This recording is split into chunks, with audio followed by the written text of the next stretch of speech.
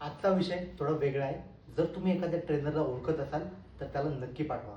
Trainer नेहमी jacket घालतो, लोकांना वाटतं स्टाईल आहे. त्यामागे लपलेली असते त्यांची झोपेची कमतरता, दिवसभराचा थकवा आणि पर्सनल स्ट्रगल. सकाळी 5 वाजता उठून पहिला क्लायंट घ्यायचा, कॉफीची तर आशाच नाही. डाएट, स्लीप आणि रेस्ट याचं इम्पॉर्टन्स सांगणारा माणूस स्वतः त्याकडे दुर्लक्ष करतो. ट्रेनर लोकांचं वजन कमी करतो, पण त्यांचं आर्थिक प्रेशर कोण कमी करणार? क्लायंट्स येतात जातात, पण त्या ट्रेनरसाठी तो माणूस नसतो, तो एक जबाबदारी असते. लोक म्हणतात सर तुम्ही खूप एन्जॉय करता जिममध्ये.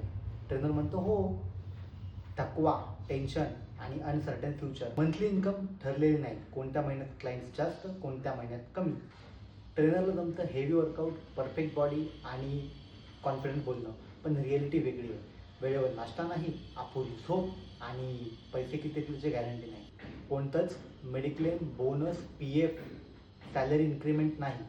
सगळं सेल्फ मॅनेज. सर डिस्काउंट द्यायला म्हणणारे लोक ॲपल वॉच, आयफोनमध्ये रील शूट करतात. ट्रेनर सांगून टाकतो की ट्रान्सफॉर्मेशन हे मॅजिक नाही, त्याला वेळ लागतो. बॉडी एक दिवसात होत नाही, जसं तूप खाल्ले की रूप येत नाही तसं. ट्रेनरवर विश्वास ठेवा, रिझल्ट नक्की मिळेल. तो फक्त एक फिटनेस ट्रेनर नाही, तो दररोज लोकांना स्वतःपेक्षा जास्त विश्वास करायला लावणारा माणूस असतो.